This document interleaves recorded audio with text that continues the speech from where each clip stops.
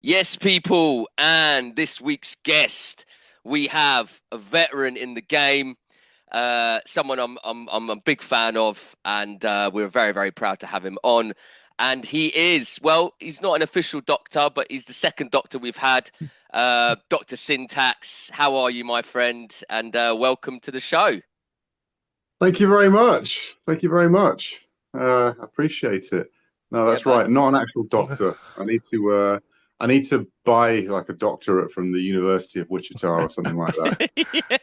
Well, funny enough, the K-Saulz mentioned that because when you listen to your tracks, you're very articulate, you're very educated, you're very clever in the rhyme schemes and what you say.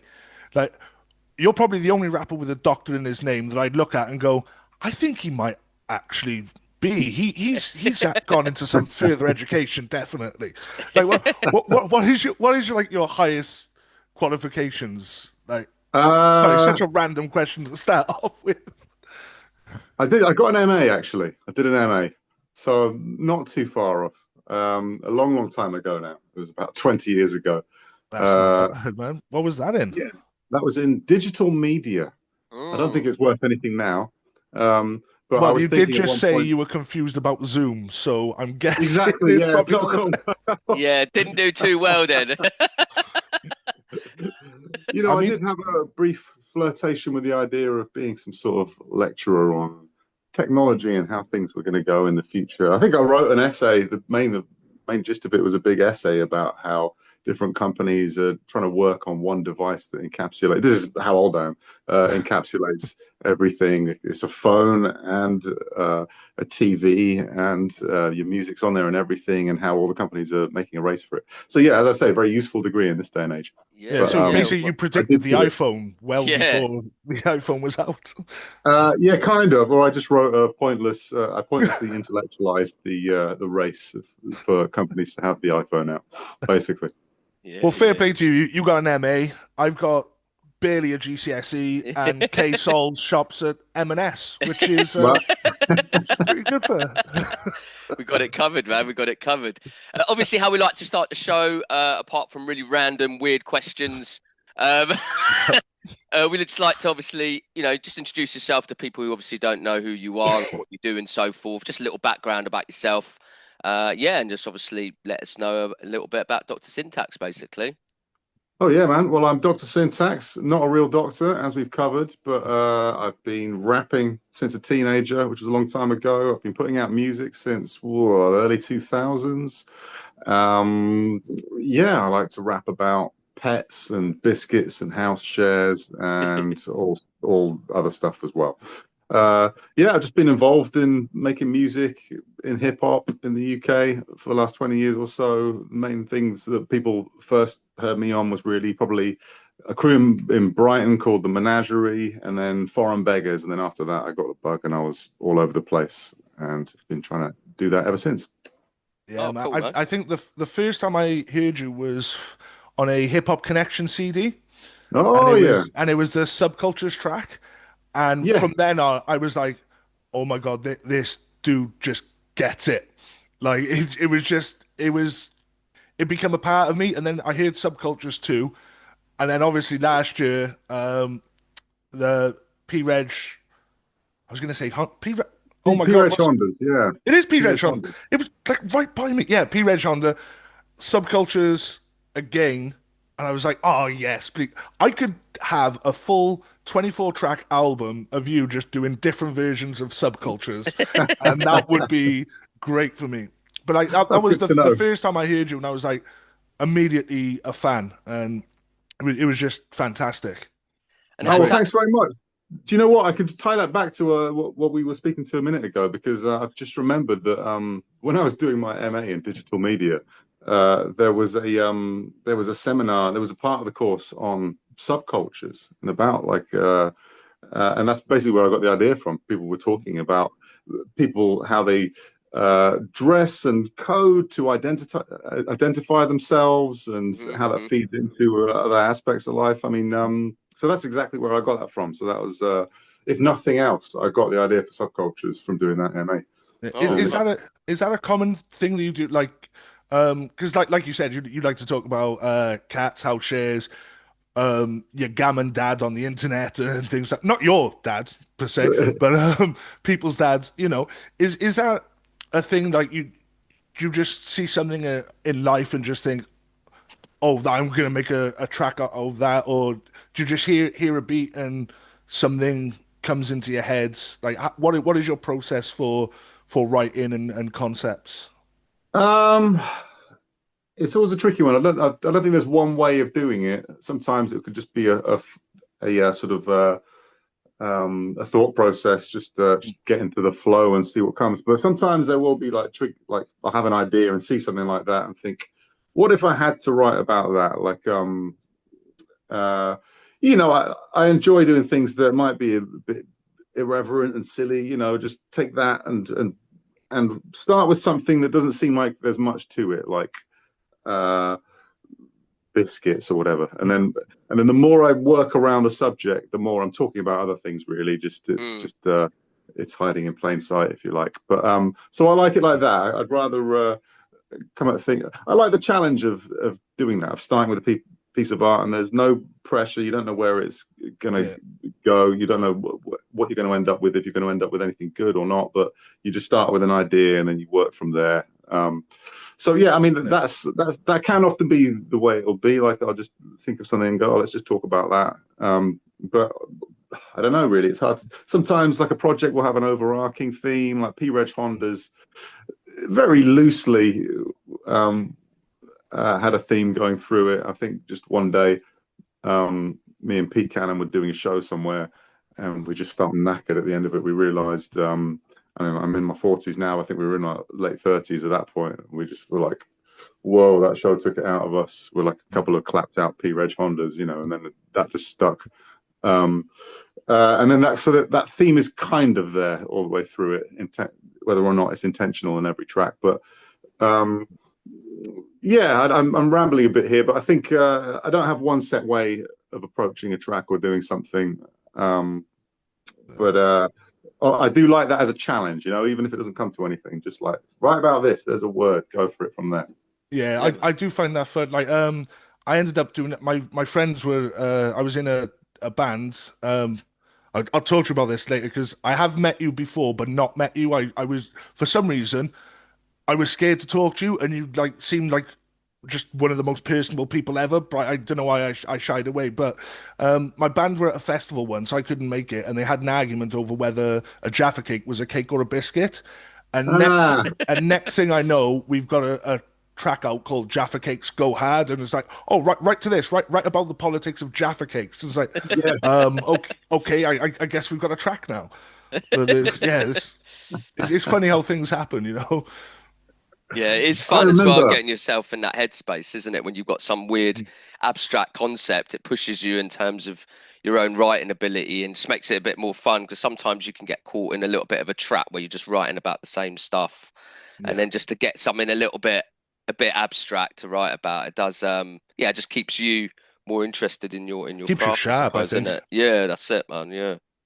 Yeah, definitely. I mean, on the other hand, you don't want to be uh, the guy who just does the novelty song about Yeah, yeah. creepy subjects. I mean, I might have already done that, but I hope I can manage something more than that. But at the end of the day, it's fun to do it. Like if I stop writing for a bit, if I haven't done anything for a while, I kind of feel a bit anxious about it. It's a creative outlet, isn't it? It's Yeah.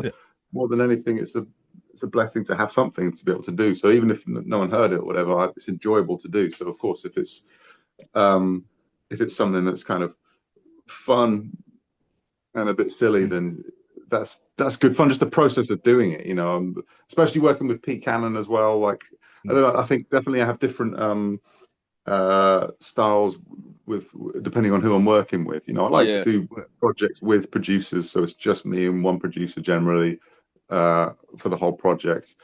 And that's the part of that is definitely because it's nice to lock in with someone, and it's kind of our relationship, our friendship, sort of goes into the music. Well, I mean, Sorry, go oh, on. sorry. No, please continue. I was going to say I'm not a fan of just getting lots of beats off people that I don't know. You know, like you know, when you see it's such an industry, of course, people are selling beats. Get at me for beats, and I'm not saying you should never do that. And of course, if someone's got an amazing beat, it's like I need to be on that, then fine. But for me, it's always been a lot more of connecting with friends and working on something together and having that back and forth, and just always having equal billing with the producer. You know, it's like well, they are as important as any. You know, no producer, no rapper. You know, it's simple as that, really. And sometimes it can give the project this because if you're both making it together, you're on the same wavelength and same emotional sort of wavelength. So the whole album can sometimes have a more cohesive kind of end result to it. I'm not saying that other albums don't who are produced, but sometimes you might get an extra element that you might not get with an album where you've just got beats from different artists. Does that make sense? Yeah, definitely. And it's just always worked for me. And of course, you know, it might be different. You might have, especially at higher levels of people making music, you've got a whole team together, and you've got this guy and that guy. This guy's hot right now. Let's get a beat from him, and that's fine. And it might be a good way to work. But for me, I've always enjoyed that, and just really like logistically from doing it. You know, from being an independent artist, and if you're doing it all yourself, great. If it's just one producer and one MC, and money comes in, that's how much we spent on it. There's the profit, half for you, half for me. Nice and easy, no problem. So from you know, that's the kind of tedious explanation of it. But you know, it is important though. You know, I always like it to be a creative venture where everything is on the table and we know what we're doing. Yeah, man. Yeah. And how did it all start for you, man? Where did you start? How did you start getting into writing bars? Was it writing bars first, or was it a different avenue that got you into doing what you do, man? Yeah, definitely writing bars. Like I remember just being really young, just being into stuff like Public Enemy and NWA and all that sort of thing. That sort of era, early 90s, and just writing little things and just you know, it's just fun, just messing around, kids. And then so it was always there like that. But then I think as I got older, really like when I was a teenager, sort of 17, 18, I think not just hip hop, but also around then there was lots of jungle drum and bass, especially like being a teenager then. Going out, there was like a club in the little town I'm from, Banbury. There was like one club where you could go out and they'd have like a little back room where they'd have hip hop at nights, and then the main room would all be like jungle and drum and bass. And so, yeah, you know, I loved the hip hop more, I would say, but I was also like really transfixed by that as well. That was what was going on. That was our whole environment, our early social life, you know. Yeah, I like what you say, like about you doing, you know, drum bass and things like that. Because I've noticed you're one of the MCs that, like, will keep the same structure and flow that you usually do. You find a way to make it work on other genres of music without, you know, changing your flow of voice to what is, you know, considered generic to that form of music. You just keep just a constant, well, Sinners, Benny Huge on every track, you know, and it's quite a rare thing I find, because you hear certain MCs, whether they come from jungle, garage, or drum and bass, they'll switch it up for a hip hop track. They won't keep that flow, but a hip hop MC going over to a different genre will change slightly, and you can tell they have. But I find with you, it's just, oh, that's definitely syntax. Like you may go double time, or you know, to fit what it is, but I think you always stay true to yourself and your verbiage with whatever genre you take on as well, I think. I mean, that wasn't a question. That was more of a compliment than anything. I appreciate it. Thank you. Well, I think, you know, just that is quite a thing of having grown up with different musical influences, and I think that's a very British thing. I think years ago it used to be really a bit more sort of segregated, a bit like, oh, he's a hip hop MC, he's a garage MC, he's a jungle MC, and it was like, oh, you can't do that because you can't crossover on that. Whereas now that's out the window now, especially for the next generation. They don't see that sort of division. But I think that's, you know, part of what it is uniquely in Britain, you know, to have that sort of cross-pollination of scenes and things is brilliant. And I've always enjoyed all the different styles. And of course, you know, if you're going out, like now, you know, there's all sorts of things going on, but like back when I was a teenager, you know, there wasn't like a hip hop night to go out to, or few and far between, or you got to travel to another city or something like that. Yeah. So what was going on was the jungle night. But at the same time, it's all from the same source. And of course, now I'm older, I understand the sort of roots of sound system culture and all that, and how that's led into different genres. And when you get the history of everything and how that all comes together, and how hip hop developed in this country, and how it's all, you know, everything crosses over. So yeah, for me, like I think, yeah, probably because I was always there. I just wanted to rap. I wanted to, the hip hop room to be in the main room when I was 17. Yeah. Oh, that's not happening. Okay, right. Well, I'm gonna have to. I'll get on that then instead. And from there, you know, I got really into that as well. I mean, I think, yeah, but it's at that time as well when you're a teenager, when you're like 16, 17, 18, just about sneaking in to the club and hungry to get on the mic. And it took me what, like I didn't get so into you know, I love grime and stuff like that, but I was definitely when grime sort of first landed 2003 or so, I suppose. I don't know if I was super into it. I think I was so in the pocket of like of hip hop and everything that was going on there that I didn't really understand it, and it took me to see it happening live to really understand it. But if I'd been 16, I'm sure I'd have been all the way into that straight away. Yeah, definitely. Like, I mean, early 2000s, like the time you're talking about, you know, I think that was a real prominent time for UK hip hop as well. Like with yourself, Skinny Man, Stick of the Dump, Jest, you know, I go on naming everything, but it seemed to me that UK hip hop was really getting into a groove of its own then, and really coming out.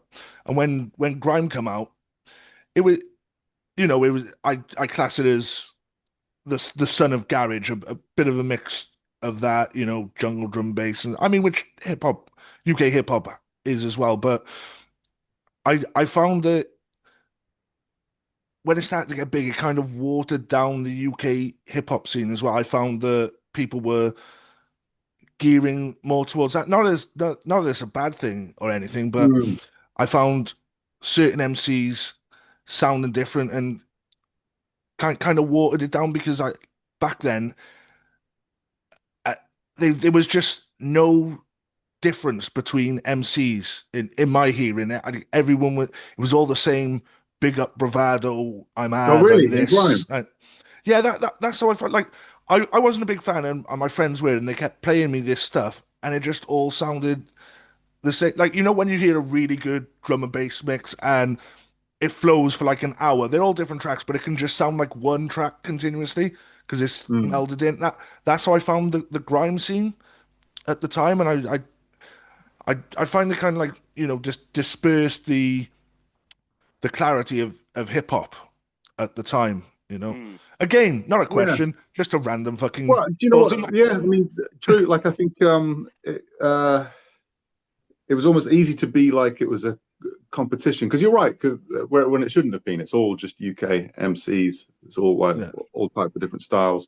But like if you think about that early 2000s era, and you had things like Roots Maneuver just pushing through, Kalashnikov just pushing through, and it's like, well, this is a thing that could blow up, but it almost didn't have, it wasn't quite taken seriously outside of small scene. It didn't achieve that next level, you know. Yeah, I think if those albums come out now, I think it'd be a different story for them, you know. Well, they paved the way, you know. I mean that with no disrespect to those artists, by the way. I'm huge fans of all, but like they paved the way, you know. The sort of people weren't quite ready for that next step.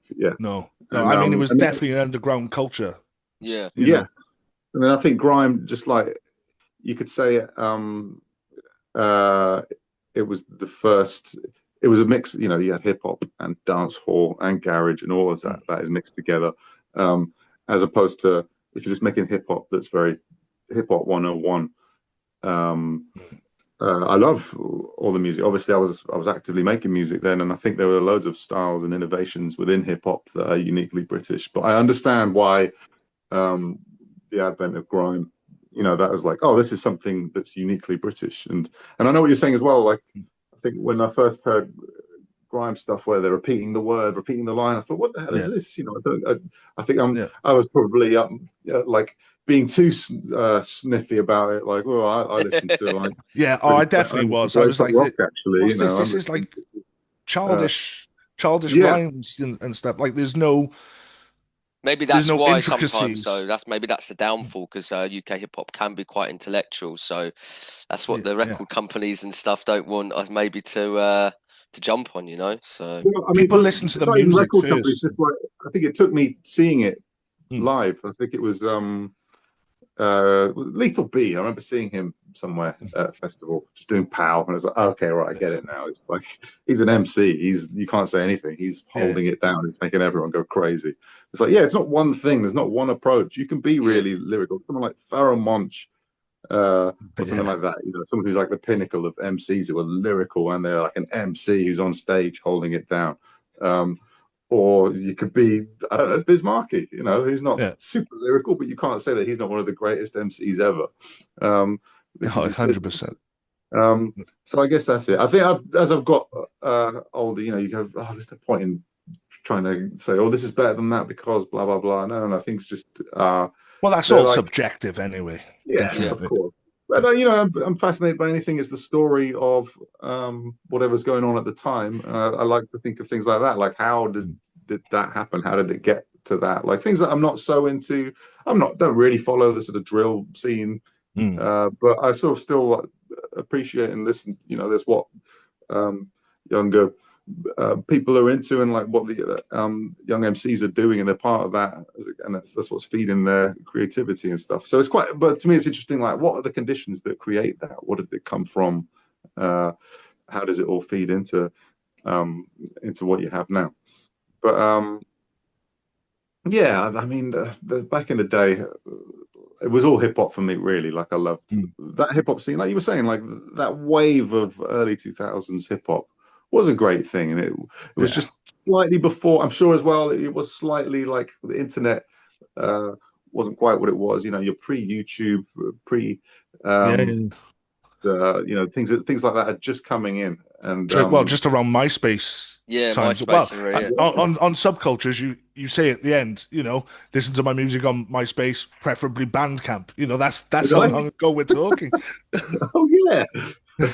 Oh, trust me, I love that song. I could. Wow. Was that on the second? I think that was on the second one. Yeah. I forgot about that. But like speaking of a little leg up there, you know, just advertising his website. That was kind of me.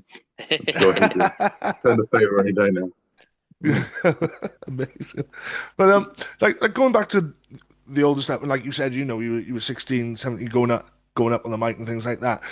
Can you remember any of your first bars or full songs? And are you willing to say anything, or is it like, oh no, I don't want to give those away? Oh wow. Before you'd even finished, something popped into my head before you even finished saying that, and like I remember, like, so going back to that, what we were talking about, like I think when I was at those drum and bass nights that were going on in Banbury, and there was lots of MCs, and I remember just like there was a group of them who were all mates, and for a while, like I was just there going, "Can I have a go, please? Can I have a go?" Never like I'd always be sort of I'd be just queuing for ages. I think I was about 17, but I remember eventually I wrote a verse about it that was like it went This goes out to all the MCs who don't want to pass the mic to me. Could it be you're greedy? You're jealous of my ability? Get yourself a dictionary, learn some new vocabulary. Then and only then you'll be recognized as lyrical pedigree. Ask the people who pay their fee. Find out how they want to see. Is it you or is it me? Who's got the skills on the MIC from Chelsea? Oh, fuck off. That's dope. That's that was it. The amazing. chorus was like, I'm sick of the typical MC. I'm sick of the typical MC with your cliche delivery. Bro, Anyway, the fact you can remember that, man, I can barely remember bars I wrote yesterday. Do you know what I mean? Like, well, I can't remember what I wrote yesterday, but I like from 20 years ago, 20 plus years ago. yeah. It's lodged in there, but that was me as a angst-fueled adolescent. And what was the response to you dissing all the MCs? Just looked at me a bit shittily. No, I think it was all right. Yeah. I didn't get a punch in the face at any point. I don't think it ever got too heated. I think it was. To be fair, people could have learned something from you. Went home, opened a dictionary, went to college. You could have changed someone's life with those bars. Who knows? Maybe. Who knows? I think I got a little bit cocky, and then I moved to Manchester. After that, I went to uni up in Manchester, sort of late 90s, and yeah, I think I quickly learned don't come like that there, otherwise you will get yeah, that's a different kettle of fish there, really. I remember I was really hungry there and like giving demo tapes to people. Who's got the nights that are going on? I want to MC at the night and going. But of course, up there as well, it was like, who's this guy from Oxfordshire? Posh. We don't want this. You know, it took a little while. Like, Mancunians are fiercely proud of their northernness. Northerners, yeah, and identity, and it's like it's an amazing place. I lived there for 3 years, and then I moved away, and I moved back there, and it's a big part of my life, really. And I love Manchester. But yeah, they're kind of like Mancunians are a proud tribe that are like, you know, what have you got there? Come on, show me it. And, you know, you better be willing to like put in the work and everyone's amazing up there as well. You know, the skill level is high, but I remember like being like 18 and like fresh up there and getting on some drum and bass night, and I was hosting it, and it was like some student thing, and it was going well, and then one guy was just like waved me over, and like, you know, it was before I realized don't walk over when someone waves you over. Yes, how can I help you, sir? And he just like, get off the mic, mate, you're shit. I was just like, oh, fuck me, buddy. And like, and then he was just like, "Oh, is it like that? Is it?" And he was just there the whole night, like, "Oh, like, fun." And then all his boys were there, like, "Boo!" Every time I got on the mic, I was like, "Oh, Jesus Christ!" So quickly, you know, changed my tune when I moved. To like you said, you've lived a bunch of places around the UK. Always been in the hip hop scene, like searching for it. Was there any other not situations or any other places like that were a bit too aggy for your sensibilities at the time, or was there any like just like you went there and just, oh, this is where I belong, you know, this crowd is so welcoming and open, you know, it's fantastic. I think everywhere. I think it's cool. I mean, I love the fact, you know, from making music and traveling around, you see the country and you meet people and you learn things. I mean, like, also that is like, yeah, if you're saying that you're an MC and you're going out and you're getting on stage, it better not be, you can't pick and choose and go, oh no, this is too much for me. This is, I don't like the way this is going. It's like, no, you can't. You have to like be there and get on with it. But like, I don't know.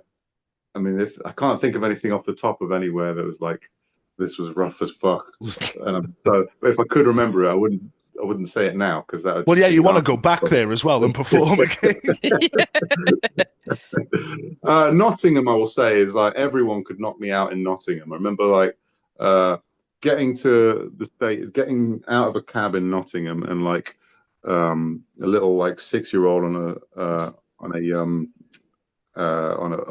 skateboard just whipping past and go, what, bro? I was like, oh shit, and then walking backwards, stumbling into like an 80-year-old bloke who's like, what are you doing, mate? It's like, oh Jesus, this is like the little kid and the old man. They could definitely both knock me out.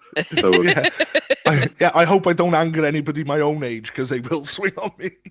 Yeah. So, Respect to Nottingham. It's a not for the foolhardy. I think I'd probably just stay away. It's fine. I've had Nottingham's amazing, and the music scene there, the big nights at Rock City and things, and Yeah, yeah, there's some great MCs coming out there as well. I've yeah. cleared a few. Especially like in the early. I mean, I'm not really up on it nowadays, to be honest. I mean, Juggernaut, of course, he's amazing. Yeah. But With early 57th 2000s. Dynasty from Nottingham, No, I think they were from London. London with it. Oh, Yeah, I think I so. thought I. Um, Oh, right. Out Deville. I mean, early 2000s. Like Oh, maybe there's I'm thinking Out Deville. Yeah.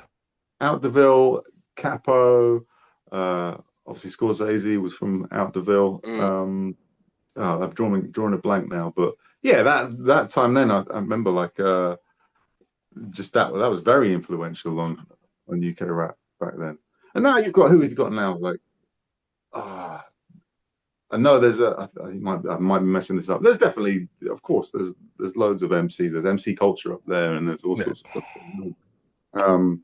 And just in the Midlands in general, like I suppose now that more known for, like we were talking about, drum and bass and sort of 140 stuff. Window Kid and Brucey and all those guys. Yeah, it's wicked. It's wicked that within the UK now there's different regions that have just got that tapped into different styles, and it's always been regional styles on things, but now it's even like the whole take on music is kind of regional in a good way. Yeah. Well, you've I was saying earlier, I've seen you at festivals, a few festivals around Wales as well. Big Love. I know you've played that a few times Yeah. and stuff. Have you? Shout out to Captain.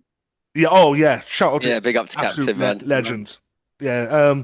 Shout out to him as well. He sorted out the hip hop museum in Cardiff local museum as well currently, which we still have to go to. K-Saulz. We need to go there. Defo. I'm actually in it as well, which is mad. Yeah, I am as well. Captain come to my house to interview me and stuff, and I'm like, oh, really? Me? Why? But yeah, but yeah, like I said, you've done Big Love and stuff. Is there any Welsh MCs you've noticed or heard? Can you remember any? Oh man, I mean, going back, first of all, Junior Disbro, that was the one. Like, Of course, he yeah. was a big early influence on me, definitely. Just Such a lovely guy as well. One of my favorite people. Yeah, absolutely top guy, and just he was on that. Just early on, just a vibe of just not giving a fuck, being eccentric as fuck. Just the name, just start with the name. It's just sort of super name. If you think of that time, sort of late 90s, early 2000s, I guess there wasn't anything quite like that, and that was just, to me, that was like really refreshing. That's like bringing in sort of comic sensibilities, British comedy and stuff, and it's quite madcap stuff. The flea pit stuff and all that was amazing. I wild, crazy stuff, man. Yeah, definitely yeah. No, sorry, I was gonna say like a lot of average listeners, I don't think they'd find it accessible. Maybe not. Like the style and just craziness of it, but that's what I just loved about it. Like, he's an MC's MC. That's it. It was not trying to. You can tell it's not trying to pander to anyone or like, like maybe we can get new audiences with this. It's like no. Do exactly what we want to do, and take it or leave it. Yeah. Well, I guess in a sense it was kind of that grime sensibility before grime. Just I'm going on stage, I'm rocking this crazy, and people will fucking enjoy it whether they want to or not. But that's the thing. He had this like his sort of presence and everything was like real powerful. Him freestyling and stuff was amazing, and it was like just super Welsh and proud to be Welsh. It was just so dope. But that era, that sort of era, and in Bristol as well, you had like aspects and parlor talk and all those sort of things. That Southwest type of style and the Welsh type of style. That was definitely a big influence for me. But who else? I'm going off topic now. Black Tricks, who seems to have come back recently and Black Tricks is back. Mudmouth as well. Mudmouth is back. Mudmouth, of course, yeah. And one from back in the day, I've not heard for a long time. Ralph Ripshit. I don't know if he's he's disappeared, man, and it's such a shame because he's got one of my favorite lines on a track ever. I got a cow and a crane, and I'm raising the stakes, and I'm just saying that's just fucking brilliant. That is, but I can't find that track anywhere. Like a lot of his like catalog has just seemed to have disappeared. It's a And shame. I need to find people who've got it. But yeah, he was next level. He was great. Yeah, definitely. There was a lot of creativity out back Yeah, then. like That's kind of oh it's a shame if it's kind of disappeared. But I quite like that you have to find that record in some box somewhere if you want to hear that.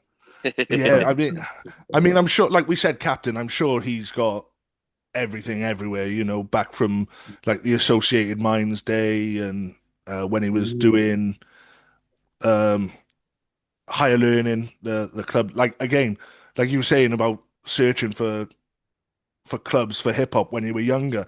That was like Yeah, the only night that we had really was those guys doing higher learning and just the to Secret hear Club. Is yeah, that the Toucan one? Club, yeah, man, yeah, that Yeah, was I yeah, remember that. it changed venues a few times in the end, and then just petered out because it wasn't in the central hub of town, which is a shame. But it was amazing. I almost yeah, it was great. I think I almost got punched out by somebody from the colony there one time. That which was Oh, really good. Yeah, I was very drunk speaking to him, and I was so drunk. I was again. This is early times of the internet and stuff. I'm like, yeah, you guys need to do a website and do this and stuff like that. Then somebody called my name. I turned to the left, turned to the right, even though he was still there. I was like, well, that was rude. Where's that fucking cunt gone? Sitting right next to me, and apparently I didn't know oh the rest of the no. colony of my friends were like stopping him, hitting me. I'm like, cool. I found that out like 2 days later. I was like, oh my word, what's wrong with me? Yeah, so obviously I wanted to talk to you about your new album. Obviously, you've got dropping very, very shortly. Next month, I Yeah, believe, right? that's right. Yeah, August the 15th, I believe. August the 15th. And is that a project again with you and Pete Cannon, right? Is that right? It's not. No, Oh, right. it's one with a producer from Bristol called Boyce. Oh, I know, He's Boyce, yeah. you know You Boyce? Yeah, you yeah. lived with Boyce, didn't you?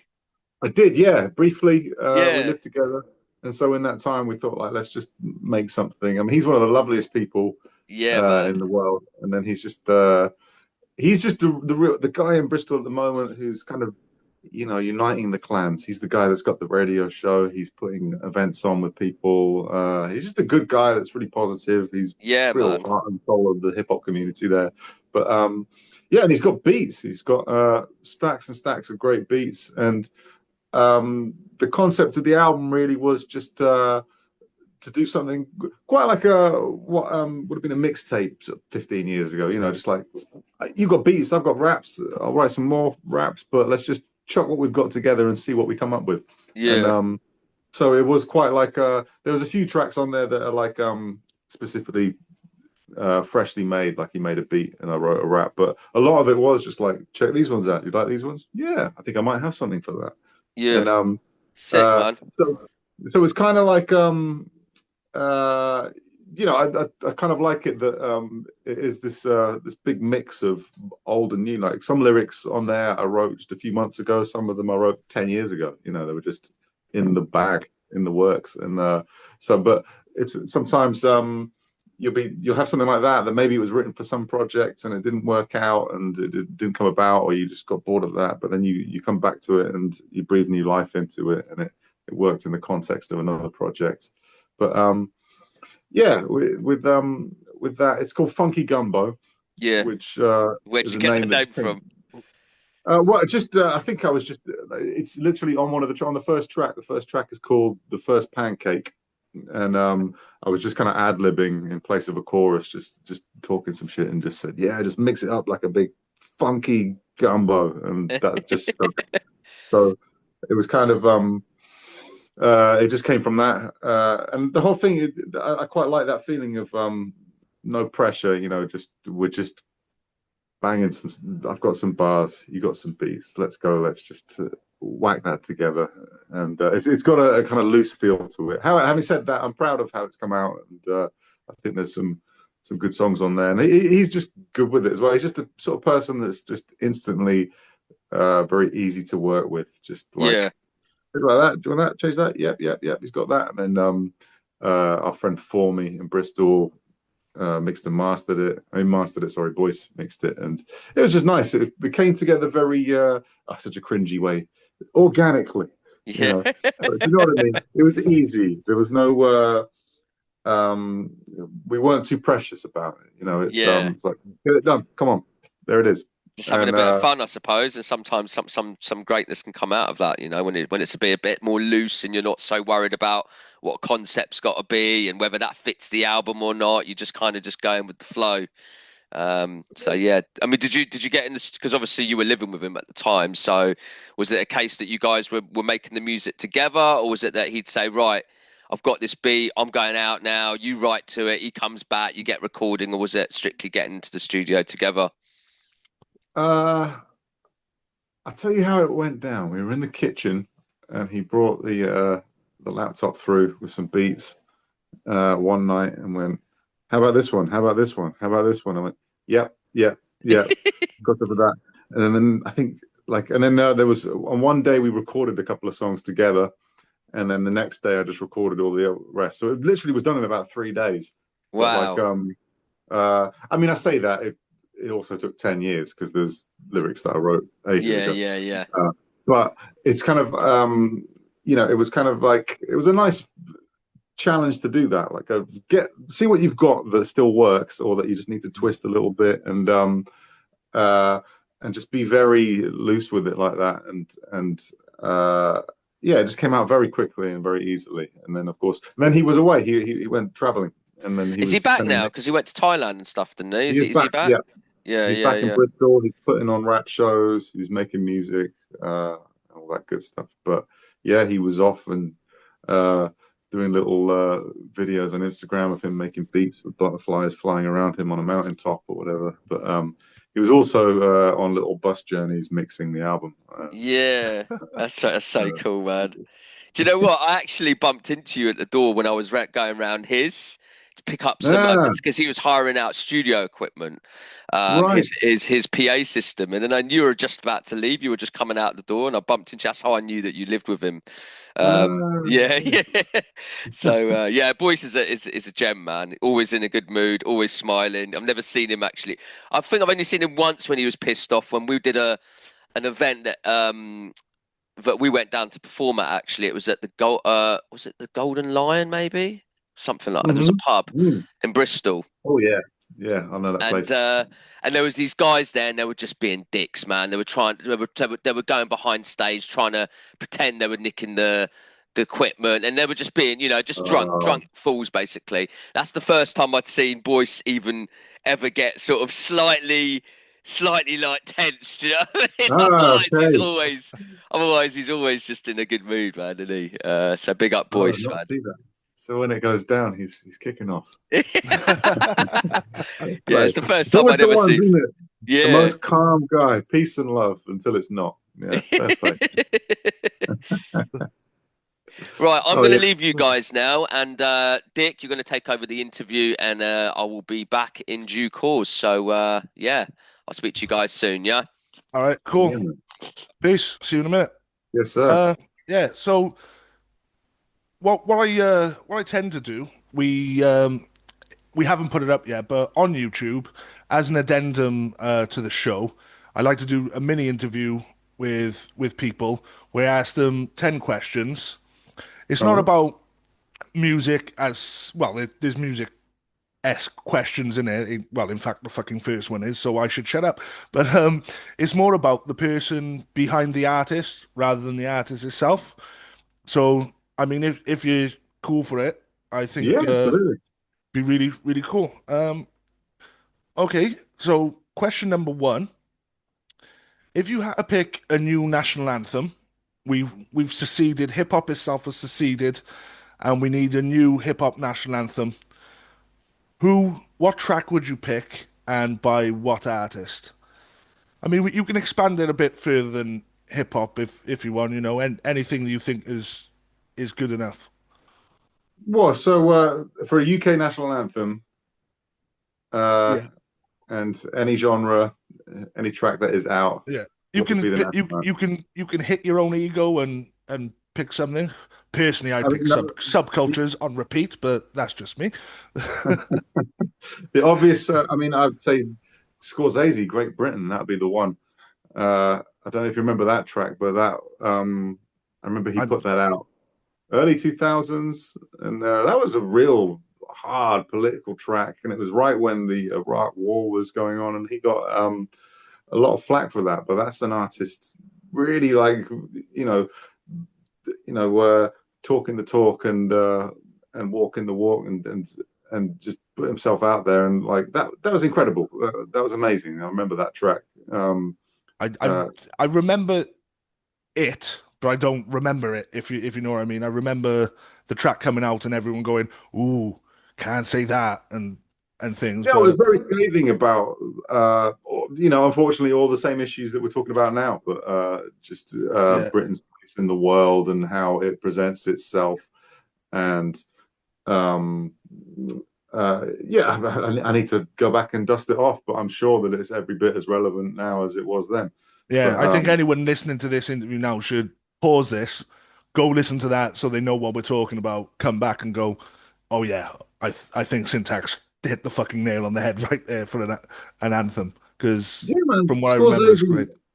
absolutely incredible. He was it cannot be um yeah, it can't be said enough like what an influence he was and what a big figure he was in the scene early 2000s and what Yeah, an impact he would have had on all the MCs that we've seen since in UK hip hop.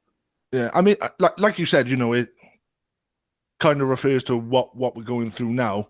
I won't ask your opinions on the political sense of it, Mhm. but with this whole shit of Bob Villain, Kneecap, and things like that, like what's your feelings on them getting persecuted for having an opinion, like a political opinion? Because hip hop itself is music of the downtrodden. It's you know Yeah, music of opening up your heart, getting shit off your chest, all your woes, the world problems and stuff to comment on. And these guys are now being frowned upon for having a legitimate opinion, in my opinion. yeah, absolutely. I mean, uh this is real hip hop, if you like. I mean, this is what music is about. A voice for the oppressed, and yeah, I mean, look, we're entering dark times when you can't walk around with a T-shirt that says Palestine on it or whatever Yeah, without being arrested. Uh, yeah, it's unbelievably depressing. What those guys are is the only bit of hope that there is. There's like this backlash that, yeah, sure, you can ban them, you can cancel their tours, take them off the radio, blah, blah, blah. But young people are still embracing it more than anything. And yeah, I mean, I wasn't at Glastonbury this year, but I saw the footage of Kneecap, absolutely rammed, and they're talking nothing but sense, as far as I'm concerned. And yeah. uh, yeah, I think it's very important. Of course, it's very important that freedom of speech is upheld, and we're seeing that being eroded before our eyes, and it's depressing. But that spirit of fighting back, and whether or not it's irrelevant whether you think, oh, did he go too far or whatever. It's like, well, no, of course. Then the response to that is, well, no, you talk about me going too far, or how about killing children and bombing Yeah. hospitals? I mean, Uh, I mean to be against that, I mean, how is there any too far? How can you be too far against murder of innocent children? I yeah, mean, of course. to me, I mean, it's insane. and if you just do it sort of, what's the point in politely talking about something that, respect to them for putting it in a way that uh, is part of the conversation. I mean, it should that shouldn't be the conversation. It's like Kneecap keeps saying they are not the issue. They're not the conversation. Gaza is the Yeah, conversation. they're speaking for the masses who've got a Mm. problem with it. It's So yeah, insane. I'm glad that there are artists that are putting themselves out there and uh, you know they don't care. Bob Dylan, of course, they've got all their shows cancelled and things, but the message and what is going on for humanity right now is more important than any of that. 100%. 100. We we'll leave it there because we don't generally want to go too political on this show, even though fuck, we tend to quite a lot. But let's move on then. Question number 2. When was the last time you were forced or obligated to do something that you really didn't want to do? Why didn't you want to do it? And why did you end up doing it? One more time, sorry. I know. It, Well, mine was still with what we were just talking about. So uh, please. okay, it's when was the last See, I'm time you not were a doctor. Can you imagine? Had these symptoms. Sorry, I was miles away. do not give this man a scalpel. It could end nasty. Right. When was the last time you were forced or obligated to do something that you didn't want to do? Why didn't you want to? And why did you end up actually doing it? Fuck. Oh, don't worry, they get worse and weirder and harder. These are the intro questions. Oh shit. Um, damn. When was I forced to do something I did not want to do, but I had to do it? When did I have to? I mean, a lot of people I've asked, they've had to go back to like school days, like, oh, I didn't want to go to bed, but mum said I had to, you know. I'm sure there's something juicy here. Oh, I wish I had a week to think about this. Um, uh, God, uh, that's very I difficult. will say we can always come back to a question or substitute it out for another one.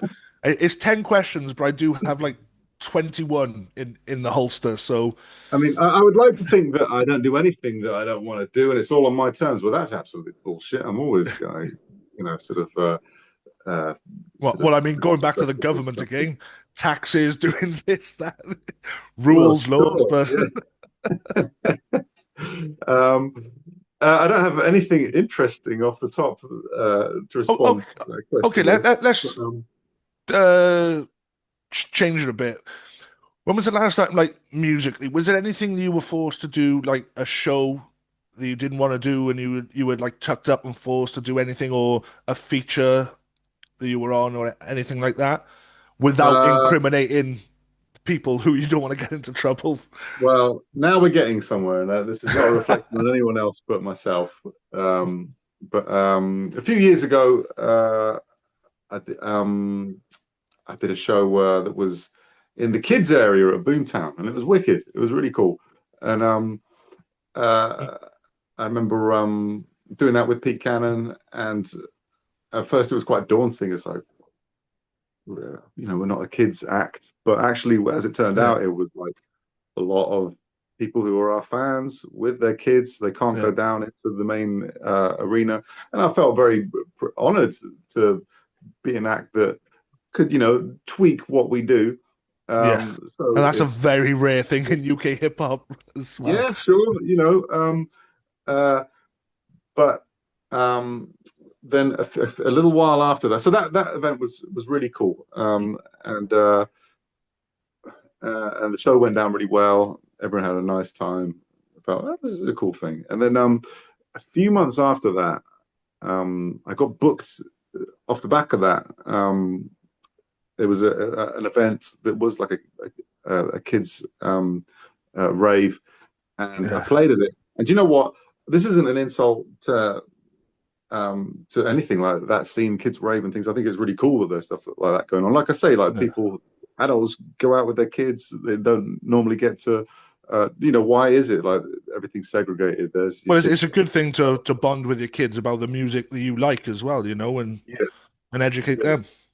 However, what I learned that day is there's a difference between going somewhere at a festival where all your fans are there Mm. with their kids and they go, look at this, this is what I like, to going to the kids event where there's people there going, so you're the man who's going to entertain my children, are you? What's going on? And I I realized that I had been very flippant and had not thought about this. So we kind of it wasn't with Pete Cannon. Shout out to Adam Asbo, who was with Adam Asbo a good few years ago. But Yeah, definitely, I realised no, you don't do this. This is for the professionals. Leave if you're going to enter a different area. It's leave it for the professionals. I remember at one point he just dropped. I don't know if you know my song "Weed and Ale." Yes, yeah. Yeah, I so was having a conversation about this yesterday. My friend messaged, "Oh, what was that? What was that video that was shot at Boomtown and it had Eva Lazarus in it?" I'm like, "Yep, I know that one. mm, Let's go." And it was yeah. Weed and L, yeah. I don't know if you remember the intro of that. Pete Cannon goes, "Oh my fucking god, look over that hill! It's J-Man and Dr. Syntax." Oh no, you Completely didn't. forgot that it was on the backing track. Adam Asbo, shout out to Adam Asbo. He clocked it and like dipped it just in time, but not Oh, before. I just got super adrenaline rush. Like, oh, I'm an idiot. Okay, no, we're fine. Right, back.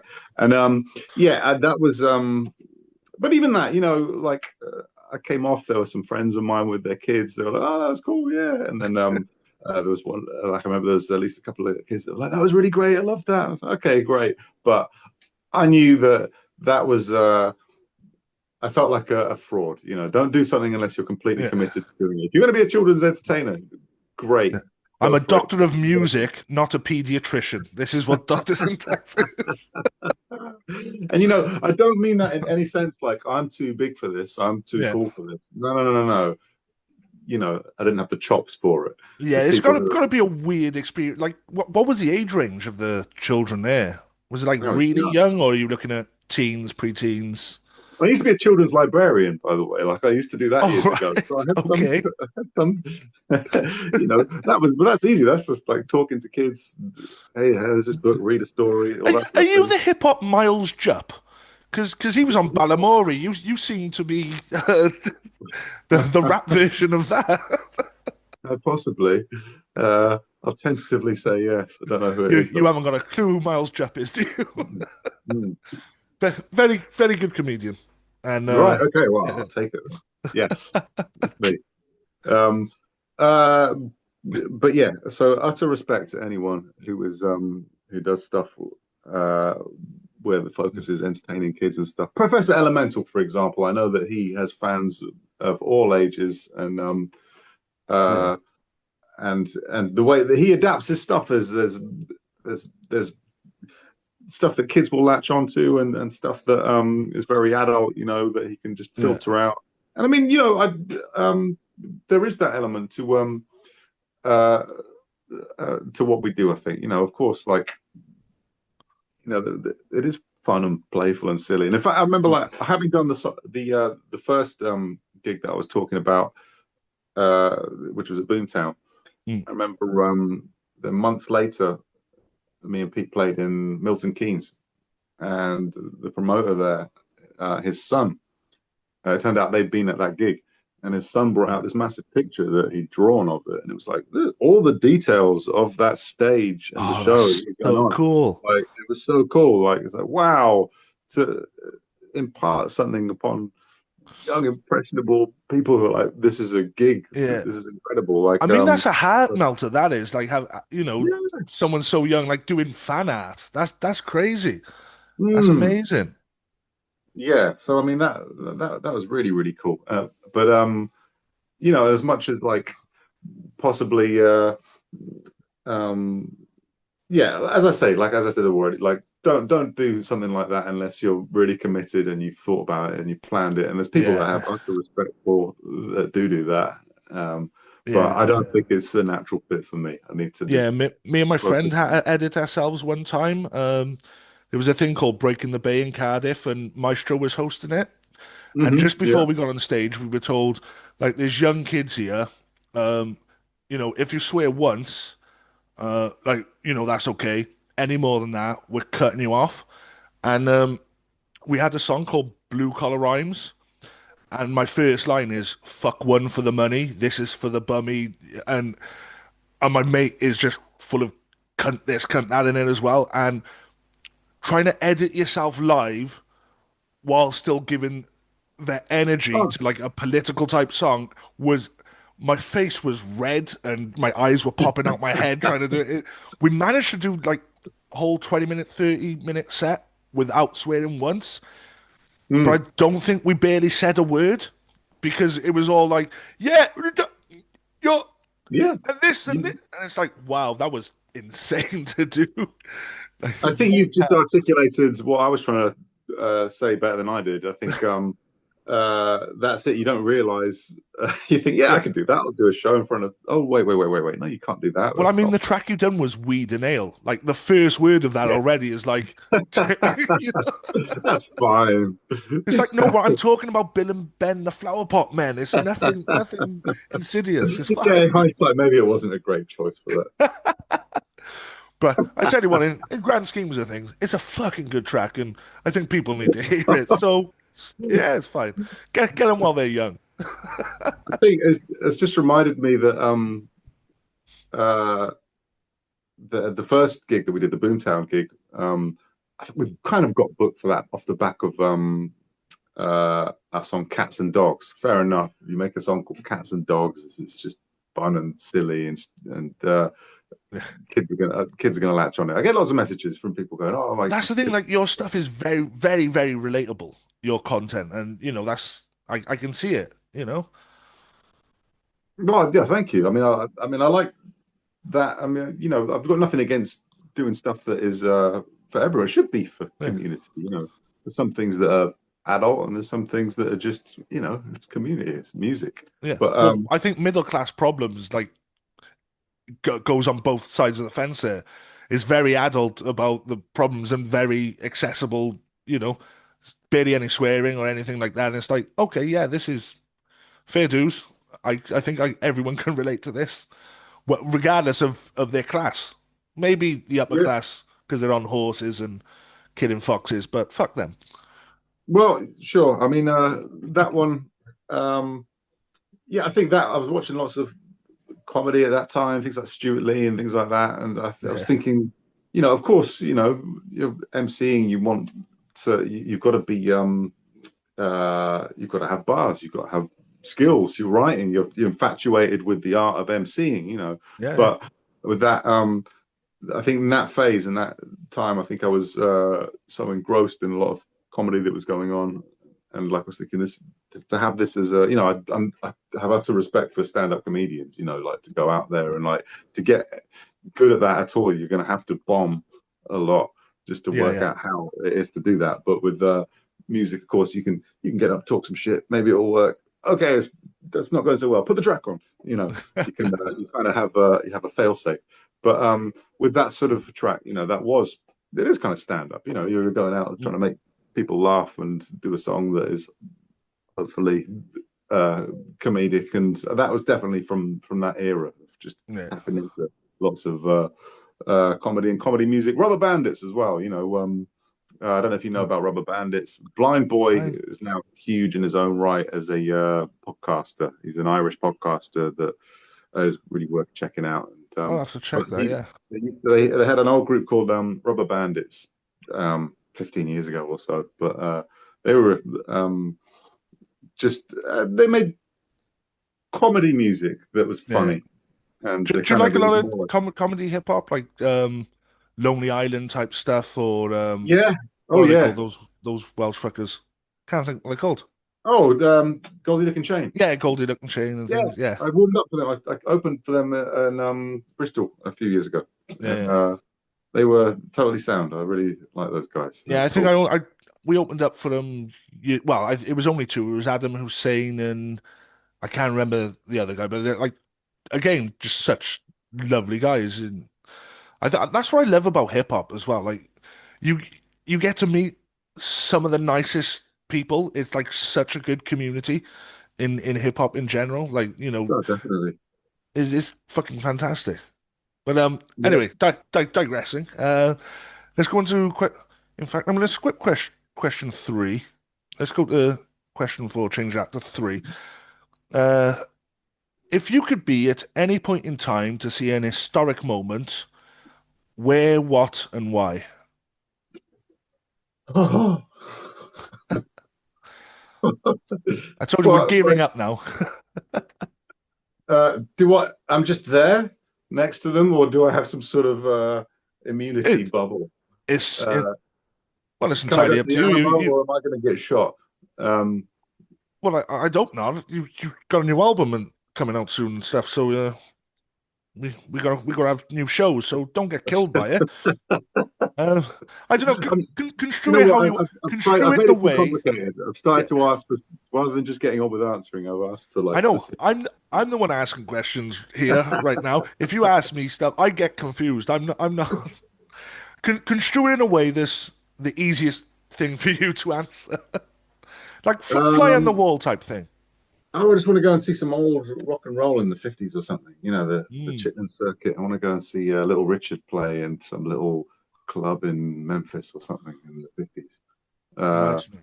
or I don't know. Um, uh, yeah, I don't really want to go and see uh, JFK getting shot or something, but you know, might help clear it off. I'm sure I would be none the wiser. Yeah, just sitting, no, knowing you're like you'd be sitting there. I'm gonna go check out the grassy knoll, see if there was someone there, and Well, then they quite. take a photo and it'll be you and you're arrested. You know? What's that window? Yeah, I'm sure. I don't want to go to Dallas ever. Actually, no, I'm all right with that. Yeah, that Yeah, alone. Texas in itself. I'm like, nah, I can't believe it. Yeah, I'm all right with that. But like you saying, Little Richard and music from the 50s is that a thing that you're into? Like, because I love like some obscure things from 40s, 50s, like even early like big band music and like Right. Bill by the Beck and things like that. Like to see some of those and just like seeing origin them in the studio doing the original recordings, I think it'd just be so cool. Oh yeah. All those Incredible. artists. Yeah. Oh, I'd love to. I mean, I did see. I saw. I did see Little Richard, but later on in his career, like right, not long before he died, I think. But like, uh, Well, like it'd be hard to see him afterwards.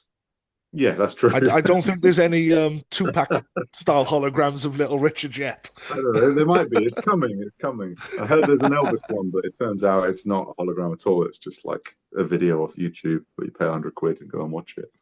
That's What, the new. really? Yeah, Oh, apparently, there's like an ABBA experience in London where you go and there's holograms and all this shit, which, yeah, yeah. uh, I'm kind of, that doesn't interest me, but also it might be quite cool. You'd go and watch a film. But apparently, there's a new one that was billed to be something like that, and it's Elvis.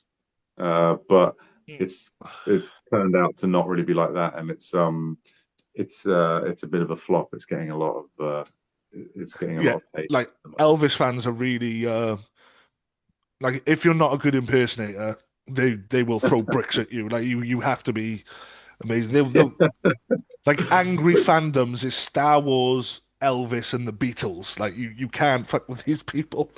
Oh yeah, wow. Although I'd quite like to see sort of uh, a really struggling Elvis. Surely there's loads of dodgy Elvis impersonators. Surely that's a whole industry in itself. Like, Yeah, I mean, to be fair, where they like get the stick. certain artists, I want to see shit versions of them. I just saw a post on Facebook. I can't remember his name, but he's an Eminem impersonator. Oh, And like impersonators usually kind of tend to look like him.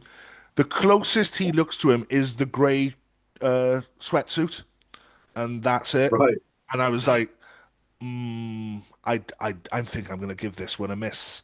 I rate that if he sounds just like him, just comes out looking like some oddball, and then you're acting like you've never seen a white person before.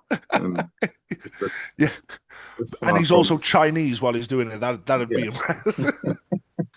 But that's the that's the thing. Saying like in impersonators and stuff, it's very rare you get to see like a rap tribute group or something. It's not a Yeah, thing for a that's really reason. there. This guy's like the Rubbish. first one I've heard of. Uh, yeah, I think it just It it is doesn't coming. seem.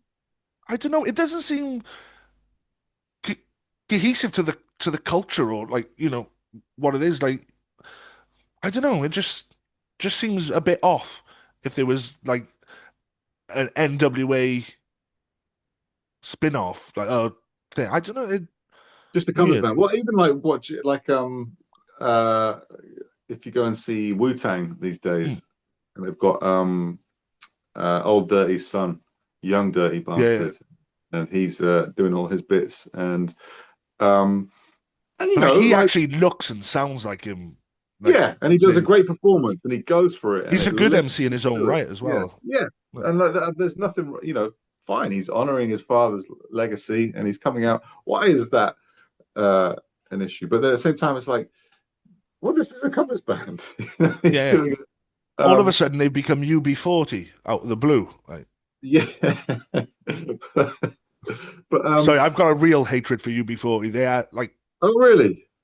They're just a covers. They're just an overblown covers band. They got like a few of their original songs, like 1 in 10 or whatever, which is okay, but the rest is just, I don't know, what white boy reggae really freaks me out a bit. Well, I guess what you're that relates back to what you were saying. Hip hop is so much about individuality and the MC, or at least it used to be, or like, that's your personal style. There's no biting allowed. So you can't do that. At least that's how it was. Whereas now you've got to a point where original hip hop fans are middle aged. They're elderly. They're getting on. And so now it's like, well, some people really hate the idea of going and seeing, I don't know, an orchestra playing Dr. Dre beats or whatever. And I think that's a genius idea. I'm fine with it. I'm like, as long as it's good, as long as it's entertainingly done.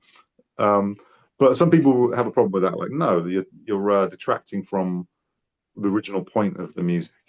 That's not the way that it was intended. It's a reaction against that. What you're doing here is which is kind of ironic in hip hop as well. It's kind of insulting to the original point of view. Exactly. Yeah, but I find that ironic in hip hop as well. Like with so much sample based music, which is taking from the originals and making it different. Yeah, of course. Yeah. I mean, I think if it's good or not, that's what it comes down to. I mean, it is tricky with doing someone else's bars or whatever. Generally, I think it's a weird thing to go and see. Let's go and see a Jay-Z impersonator this weekend. It seems like a strange concept. But who's the group? Butcher Brown. I don't know if you know those guys. They're a great. They're an American. I'm not even sure where they're from. Maybe like one of the Carolinas, I think.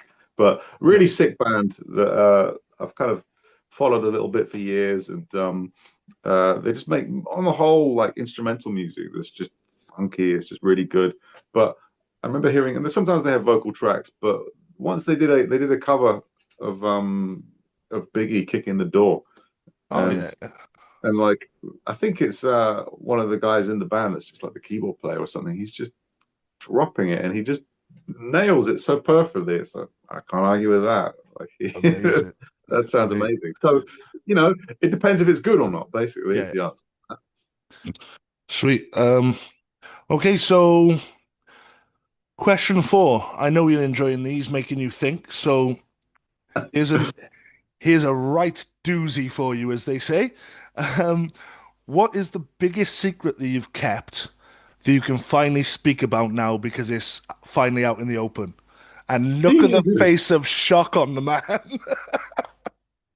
I mean, these questions, like, they're good questions. Don't get me wrong.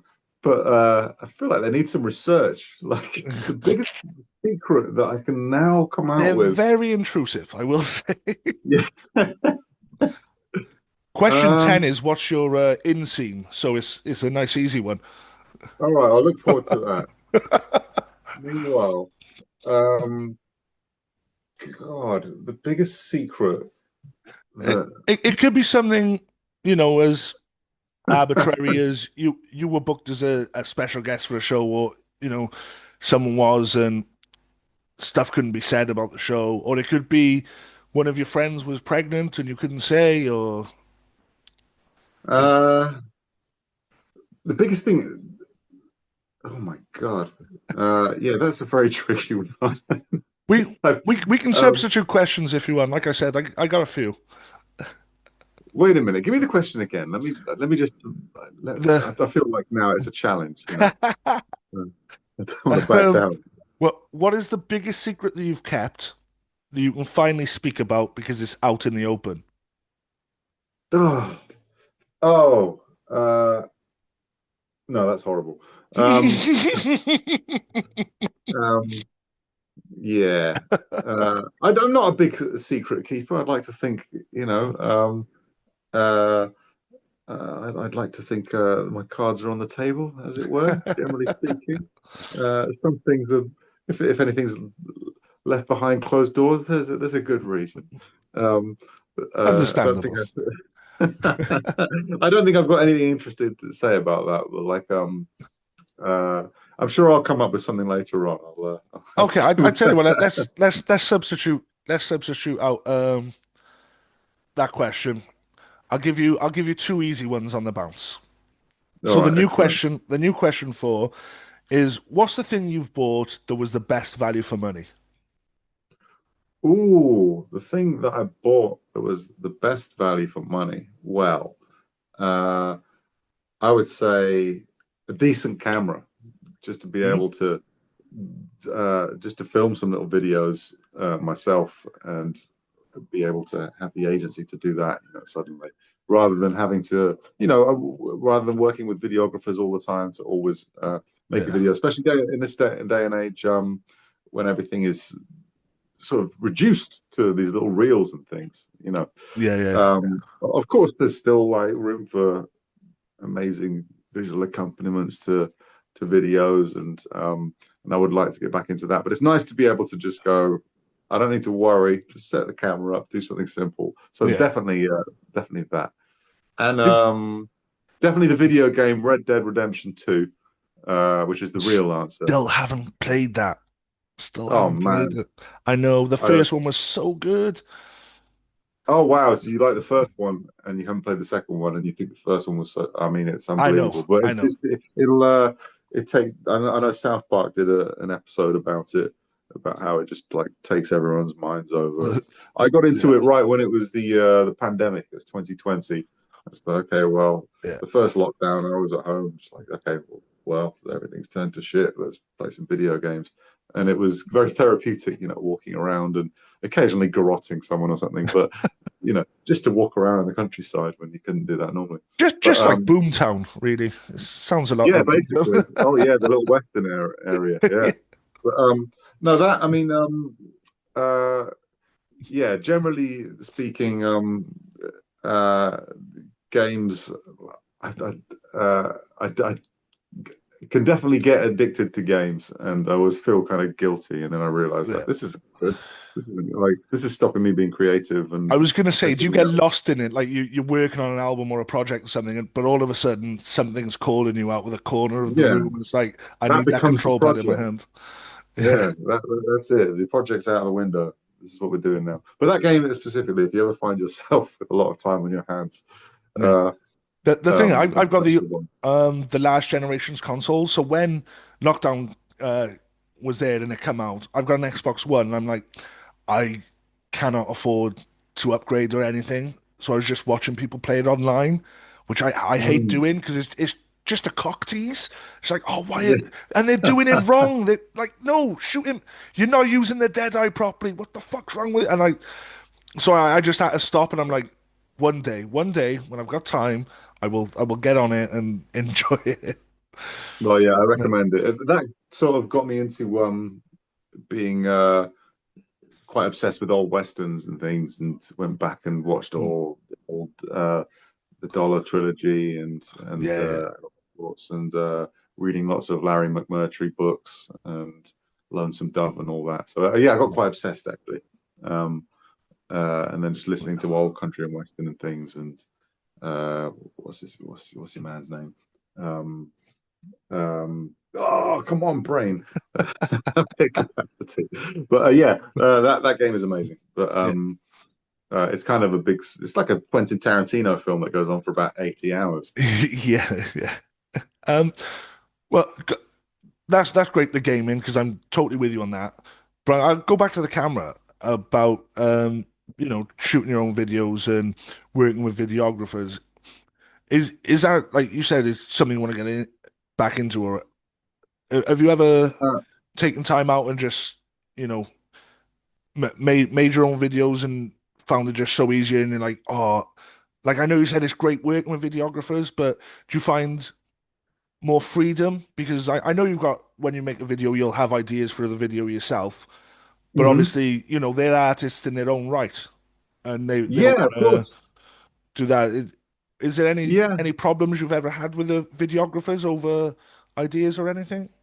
I think early on, like years ago, when it was just kind of it was much harder to or it seemed so much harder to get into it. You need to be trained up. You need to have all the equipment that costs thousands and thousands. We're talking Yeah. like 20 years ago, 15 years ago. So And you not have to just that, hire it some. takes a lot of time and Mm, mind to actually yeah, work absolutely. around it. And even just like, nowadays, I mean, not saying that it's easy, of course, it's still an art, but Mm. you can at least get to a basic level with that would have been a lot harder, 20 years ago, just with the technology, with the programs that you're using. Yeah. But I think earlier on, the one that always got me is when people go, "Trust me, don't worry about it. Just stand there and do this, and it's all going to look good in the edit." And I'm like, "Okay, well, you're the boss, but it's really Yeah. my music video." And so there were a few things early on that I remember seeing and going, "Oh, this is shit." Because the same with like we were talking about, like just making music. Like I like it when it's just you and your mate doing Yeah. something. I like that that comes out. So a lot of the videos I've done in the last I've had in the last 10 years really have been with a friend of mine, Cy Hayes down in Plymouth, who did a lot of videos for a lot of different people. And it was cool, it'd always be like, let's just go and hang out and make a simple video that's nicely shot and nicely Yeah. edited. And I think that comes across in it when it's I'm natural and feel like I can trust his decisions and things. And if and then when he's doing the edit, I could say, "Oh, can you change that a little bit like that, like that?" Yeah. And then in recent years, like I say, I've got into just doing simple little things myself. And I did a video for a group called Bin Bag Wisdom from Bristol. Yeah. Their song "Blah Blah." I shot and edited that. It's very very simple, Mm. but I just enjoy that, because it's like actually suddenly it's like, oh, actually this is really good fun, because you're like you've got you've already got the sensibility of music in terms Yeah. of like where the punchline lands and all this sort of thing, and then you that can translate into another medium where you're video editing and you're just picking little visual moments that are going to work well in that point. And I really enjoyed that. I can get quite deep and lost into that. So I would like to Yeah. do more of that, definitely. I'm very But basic with skills and everything, but I quite like working in that very basic way as well, where everything's just very simple.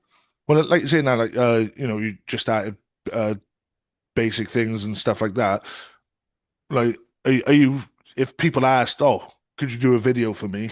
Would you be charging like a big amount, or would you be like, "Well, I've just started out, so I'd rather you Uh, go to someone else, or I can have a go. It'll be this, but it'll be this price, but basic and yada yada." yeah, I mean, I mean, I guess the latter. Like, it'd be, I'm still learning and still figuring it out, but at the same time, I know how to put together something for my intents and purposes, something simple that's going to Yeah, look cool. But of course, um, things are going on that I'm not aware of, and there's amazing innovations and crazy techniques and all this sort of thing. So I wouldn't go as far as to say that I'm a videographer who's trying to put himself out there, but I just enjoy it as a hobby, really, and it ties in with what I'm doing. that's cool. Okay then. Question. What is it? Question five, I think. Yeah. On the flip side of that, then, what is the thing you've bought that was the worst value for money? Oh.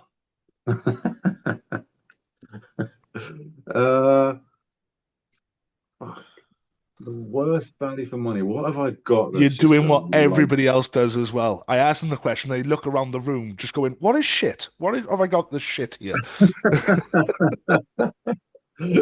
I mean, what did I do? What is there? I'm sure it's there. I'm sure I blocked it. What thing did I get and go? And then it just became an albatross Is there around like my neck. any vehicles or music equipment? Because I get those as answers more often than not. Uh, um, Yeah, a car a few years ago that I got my hands on, but I don't have a driver's license, and I started learning, and now you can't get this is that's what it's come to. I'm ranting about drivers tests. You can't get a driving test for love nor money these days. So, No, can you not? I don't no, know. it's like you have to wait for like 6 months. It's totally crazy. Like, it's a really like shitty scenario, and yeah, I failed it by I took a test and failed it. I got through the whole thing and got on a roundabout. There was no one else around, no other cars, and I just didn't check my blind side, classic, Mm. and failed it. And now you can't. It's like buying something on eBay or something just to get a driving test. You can't go, okay, I failed it, so let's book it, and I'll see you in 2 weeks or whatever. No, it's like it's like you're betting on it, and you're up against computers to try and get it. So and then I've moved to London and I've sacked it off. So I Yeah, probably yeah. should have learned to drive at some point in the last 25 years, but I'm 17 and I've got the world at my feet, and we'll do Oh, it it was enough. back then, like when you were 17, that long ago. No, I'm just kidding myself Oh, now. right. I This was going to was say, like a because year back ago. in that age, that could have been a P-Reg Honda that you bought, and it Exactly. comes Yeah, full yeah. circle. No, foolishly, I was always reluctant to drive because then I'd end up being the there's a stupid reason, but I thought I'm going to end up being the designated driver and the tour No, driver, and I no, don't want to listen, do that that. is I don't want to be not a driving stupid things. reason. That is the best reason not to drive. I'm totally with you. You get to have Well, your own night out without a worry in the world. It's fine. yeah. Well, also, like I grew up in a village where you need to drive, but then I left at 18. I've lived in city centres all Yeah. my life since then, And I so mean, I've in never been bothered. London, it's basically pointless having a car. It's, Yeah, I you mean, it say that. helps, but congestion charges, fuel charge, like It is. just get yourself a card and you can just jump on a train, bus, and live your life. I think so. But yeah, that car that sat there for a long time. I should have just sold it, but eventually I did for scrap, and that was a bone of contention. So that's your answer. Happy Yeah. now? I'm, I mean, I'm never happy, but I'll take. No, I mean, I don't drive myself. We're both men of a certain age, and Hmm. like you said, it's hard to get a test. I didn't know that, but I think to start now, it'd be great for me, but I just don't see the point at this stage in life. It's like Um, a few years time, I'll just get my pension. I'm on a disabled bus pass now, so a few years time, I'll double up with a pensioners bus pass, and be able to live my Perfect. life. Yeah. Hey, if it's not holding you back and it's not causing any problems, then great. It is fun. I enjoy driving, but Mm. yeah, uh, not happening anytime soon. Okay, you enjoy driving, but what you're not going to enjoy is this next question, because All right. this is one that'll really annoy you. Oh, Question, what are we? Question six or question seven? I can't remember. I think a six. blur. I think Infinity six. at this point. Who Time is knows? a Well, liquid concept. but the question is, what is your most recurring dream or nightmare? Hmm. If you have one, I've asked someone and they don't dream, which really Oh, really put a spanner in the works for me. yeah, that's these potheads for you, I bet.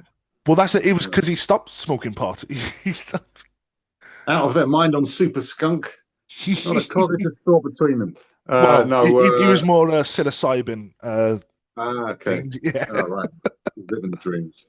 They're coming alive before his eyes. Um, uh, um, it would just be anxiety dreams, the classic Mm. kind of, they'll be boring. Like, they'll just be, do you know what? Like, that's the problem when you get to a certain age and your dreams are just like, I tried to get on the bus and the door was shut. It's like, oh, nothing fun happens anymore. There's no teddy bears flying through the air with rainbows I shooting mean, out of most them. of my dreams get stopped by being of a certain age to get up to pee several times a night as well. So I don't get a full dream anymore. That'll do it. You don't get that full REM. I remember once having a dream like many years ago that was uh it kind of had a twist, which was bizarre. Like it's like, how is my like you know, like the idea of the Chekhov's gun, like if something's there, then Yeah. like it had one of those at the beginning of the dream, and then it turned out like, oh, that was it, and then I woke up. So how did my brain hide that from me? And then it came to the twist, but it was a dream about like a lion that was it had like a lattice neck, so it was going and terrorizing and killing livestock, and all the villagers were firing arrows at it, and when like they fired the arrows, it just raised its lattice neck, and the arrows fired through the holes, and then one day a hydra turned up, and like just I think I've been watching lots of like Dragon Ball and shit like that. Yeah, I was going to say this sounds very Clash of the Titans-esque. And... yeah. And then like all the dragon, they all like all the snake heads just fired towards the lion with the elastic lattice neck and tangled up in it and strangled him. And he was there with his eyes popping. And then I woke up. Very strange dream. But yeah, nowadays it's just sort of I can't get this door open. Oh, things like that. Thankfully, I don't think that's happened for a while.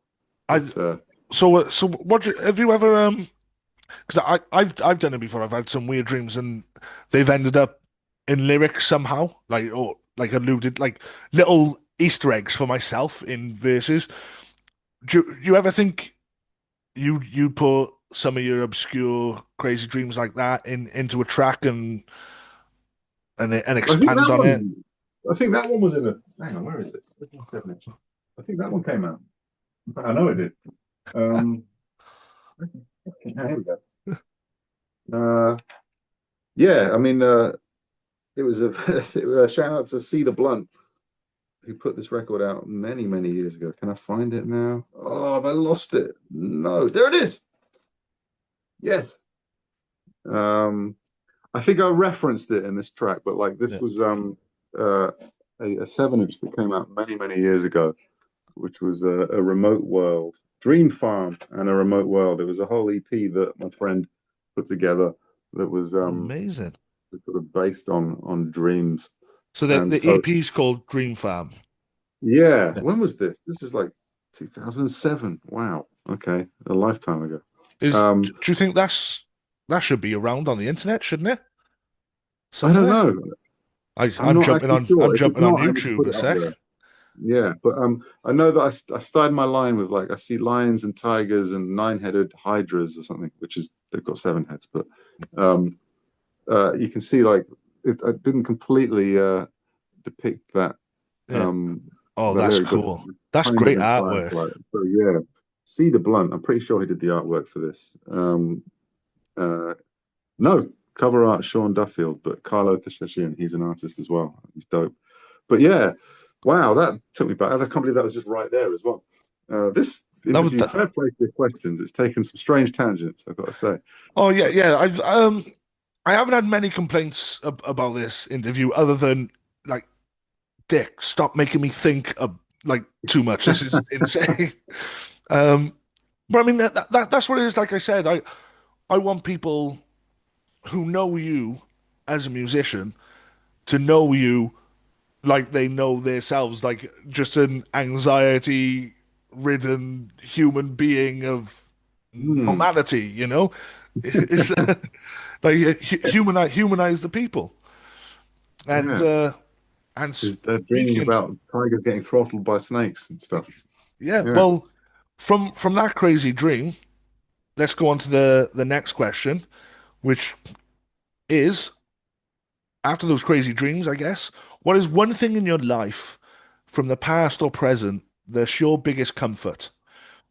Something when the chips are down, just life is just hell. You can just look around, whether it be a physical thing or a thought, a person, you can just go, I'm calm, I'm centered, you know? I think it's getting to the point like in life where you realize like what is most important is the people around you and just being there for the people that you care about. So yeah, taking time to be with family and just that's the most important stuff, isn't it? Like, Yeah. and also making music. I think the focus of music or the goal of it has shifted within me. It's like I wasn't ever like trying to get famous and Mm. make it. It was never like that. But of course, like when You you're don't younger, want so, the "Ooh, whole house, you just want a couple of bricks, Just exactly, yeah. At one point, you're like, I wonder where this will go. Like, how far can we push this now? It's like, no, no, no, no. This is what it is. mm, But make the music and enjoy it, and that's comforting. It can absolutely just being in a. If you get into that state of flow and you made some music that you're proud of, that's definitely the yeah. most I mean, it's important definitely thing. cathartic as well. I think if it wasn't for music, I probably wouldn't be alive today. I know that's a bit deep and dark, but I truly Mhm. believe it. I think music has saved my life many times because just Yeah. how important it is and how you can relate to something you never thought you'd relate to by someone you've never known, just saying something. It's it's Mm. it's crazy. Yeah. Yeah. Um, yeah, absolutely. I mean, so you're coming from the point of view just engaging with music Mm. and feeling what someone else is saying, and that's being cathartic. Yeah, of course Yeah, it is. Yeah, that's right. Yeah, being uh, and not necessarily. Yeah, I find that with different types of music that um I'm not necessarily engaging with all the time. mm, Sometimes it'll be some country and western or something, or some obscure artist that you just latch yeah, into. And yeah. yeah, I I mean, totally agree with that. Yeah. and like you said, family is comfort. You move around a lot. You've lived in a lot of different cities. Do you have any family where you are now, or anyone Yeah, I've close to got you? my niece Nadia is awesome. She's very nearby, and in fact, I was going to talk about her earlier as well because we've got a song out together called "Now," which when Amazing. it comes out, it should be out there on the it should be out on all streaming sites when you release this. But Yeah. yeah, and she's incredible, and she's a filmmaker as well, and she's just yeah, she's really excited. She's awesome. She's Oh, my that's niece. great, man. What have she got any thing out? Any projects, movies, music that we can find and search for? Not yet. Only the song with me and her, which is called Now. Um, and I mean, it's very um, close to our hearts. She's half Palestinian. She's very much active as you'd imagine. Yeah, So to do this song was very cathartic, and like I say, she's also working on a film as well. So yeah, she's incredible, and like she's obviously um, been around and knows what I've been doing all through my life with my yeah. music, and now she's an actor as well. She does loads of cool stuff, and it's always just amazing to see it. Like That's so good. That's so cool. level of creativity, and so that is the greatest thing, definitely. Yeah, I mean, like you said, she knows about your music and things like that. Obviously, because she's doing a track with you, but obviously she's a fan of yours. Are there any? Do you have you ever got any family members that have been like, "What the fuck are you doing?" Or I don't like what you're doing. Like, maybe not in a mean way, but you know how family are. You can take it on the Yeah, chin from family. of Has it course. ever been Yeah. like naysayers, or has it on the opposite hand? Have there been like really really championing you greatly and really got Uh, you back? yeah, sure. I think uh, yeah, I think my parents didn't really understand it at first, but then they saw as the years progressed that it was really important to me, and so they understood Mm, in the end. And of course, it's a different generational thing. They didn't grow up with hip hop. Uh, they were into rock and roll and classical yeah, music and things like this. So, uh, but as I say, as years go by and they could see how passionate I was about it, and it's a different generational thing. that's cool, man. Well, speaking of family and parents and stuff, because the answer to this question may have come from your parents or someone close to you. The next question is, What's a piece of advice that you've been given that you see as sacrosanct? Uh, I told you these questions don't get any easier. what the hell does sacrosanct mean? Basically, Totally just important. undeniable. Your name Okay, is right. Dr. Syntax. Emphasis on syntax. You should know this. You used the word pedagogue in a track. The only person I've ever known to use pedagogue in a track, and it's fucking fantastic. I'm hemorrhaging words. That's why I'm forgetting them. It's like I said, I'll just call myself doctor. I'm not a real doctor.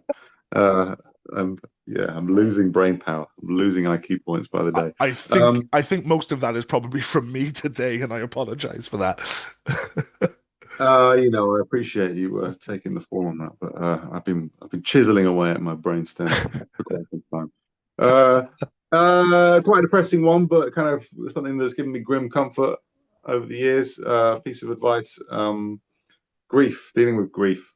Mm, Uh, um, Someone told me once when my father passed away, actually, when my dad had died, something that someone told me, which really stuck with me, um, was the feeling, the intense feeling uh, that you have when you're grieving early on yeah, never goes away, but the time uh, gradually increases between the times when you're feeling that. yeah, Someone yeah. much more articulate than that, because you don't want it to go away. You don't want to forget. You don't want No, to lose, definitely not. Definitely not. but you don't want to be engulfed by it either. And But I the think the that's thing is, I think important. further on it goes, like you said, sorry, flight, like when you feel that heartache as well, I think the longer it goes, that heartache, you find yourself thinking about the good times faster.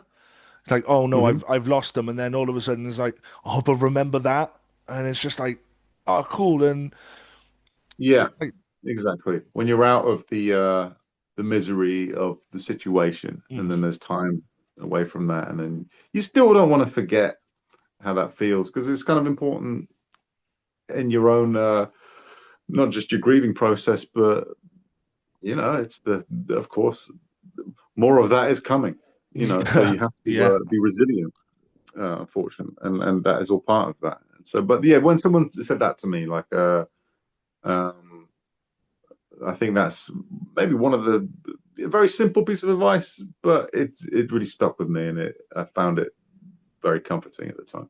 yeah. I mean, I think a lot of people find it hard not to find it comforting. I mean, any words that somebody can give you during a hard time like that. I mean, just I think you feel happy that someone cares at that time as well, and especially if they've gone through a similar thing or stuff like that. However alone you feel in your depression and sadness, that someone else has gone through it, and there still are people there for you to be a shoulder to lean on and be a comfort to you as well. Yeah, absolutely. I think it's really important to reach out to people when they're in a tough situation like that. It's easy to sort of freeze up and go, "Oh, I don't know what to say," or Yeah, I'll just probably like it's better if I don't say anything because no, yeah. no, no, it's not. It's just to reach out and say something. I Even think. if I've been that, like, few of my friends' parents have died, and I didn't want to phone them or speak to them. I'm like, Mm, it's not about me. Like, stop being a fucking idiot. And I phoned them. mm. I'm like, listen, I really don't know what to say, and they're like, you don't have to say it. Just thank you for acknowledging. Thank you for calling. Thank you for being a fucking human. You know what I mean? Yeah, It's as simple as yeah, that sometimes. yeah. That's absolutely true. I think that's very important to bear in mind. Yeah, It's not about you. It's about just showing some love. yeah, 100%. Yeah. Well, I gotta say, that was Yeah. fucking depressing. I was going to say, what are you going to ask me about next? Yeah. What's So, your right, favorite color? okay, man. I'd say we've had fun. I've had great fun. Um, just testing your mind and making you hate me like I'm just a natural enemy. So I'm gonna finish it off with the last two questions, and this next one. I got a feeling you might want me to ask a different one than this because it could give the game away. Okay. Question number 9. Have you ever gotten vengeance, and what did you do? Where are the bodies hidden, Dr. Syntax? Uh, vengeance. I'll tell you what, like just recently, uh,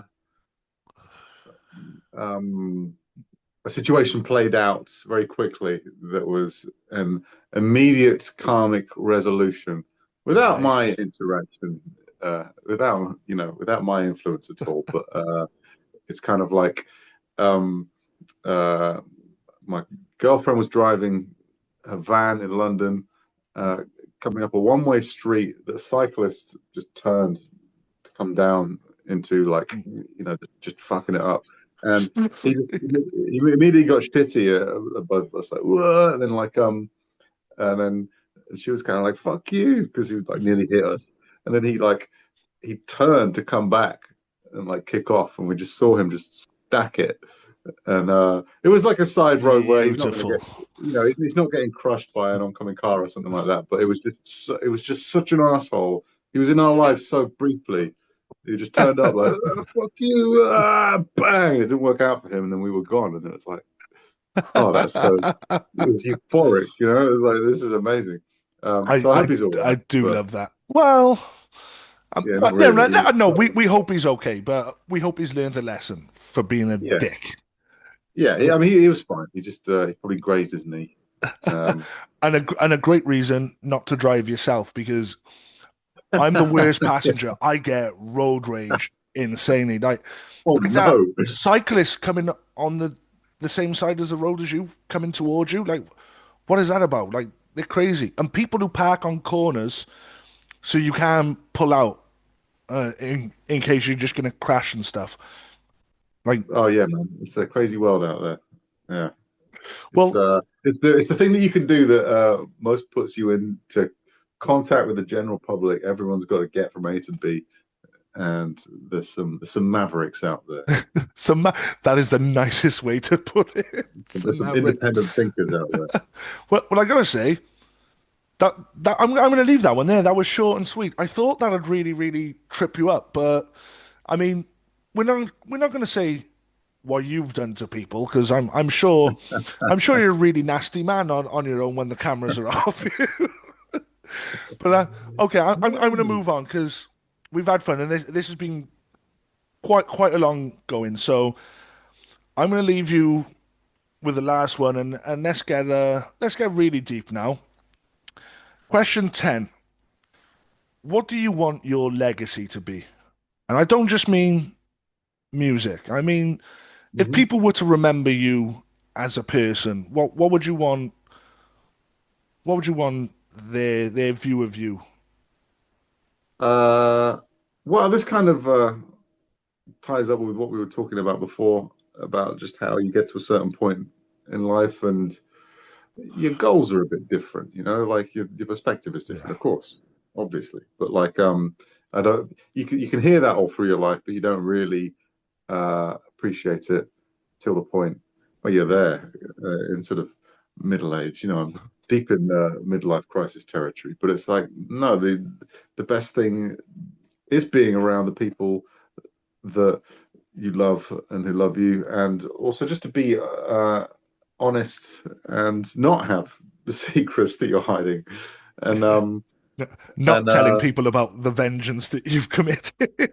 no, I mean vengeance is great. That is important. That's the real legacy. But well, no, actually, no. I mean, just even things like that, just leaving things and understanding how uh to deal if you feel like you were you do want to take vengeance out on someone. It's like no, there's no point. Just leave that energy alone.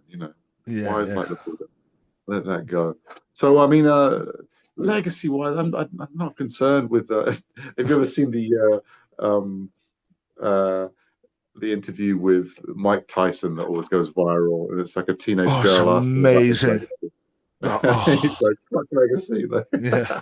I mean, But I feel it. why I do you care? understand. Why do you care? I'm dead. I'm dead. It doesn't matter about legacy. It's like, yes, okay.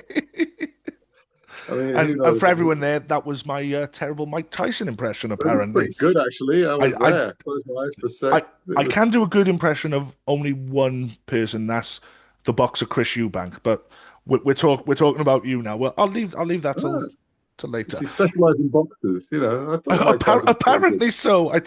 I didn't know until now, and that's my legacy. Apparently, But yeah, legacy. I don't know. I'm not too concerned with that. I'm all about being the best person I can be in the now for the people that I care about and that care about me. so I That's about as guess good as I I can mean get. to just for people to remember you as a positive person and something they can look at and just go, yeah, that was a cool guy. People should be more like him. You That'll do. That's the legacy. I want this reaction. Yeah, that's it. That's all I want. Nothing a crazy. No statues. casual, straight faced. Mm. Yeah, I don't need statues and pillars and celebrations with fireworks. Just so I I, want someone to find a record in a box of records in 30 years and go, "Huh," like that. When you oh, find some old dusty if record. that was going to happen, 30 years time now, and someone was going to pick out a record like that, what record from your catalog would you think, oh, for someone who haven't heard me before, and they're like, first introduction to Dr. Syntax, what do you Mm. think would be the best or even most accessible for the average listener to check you out with?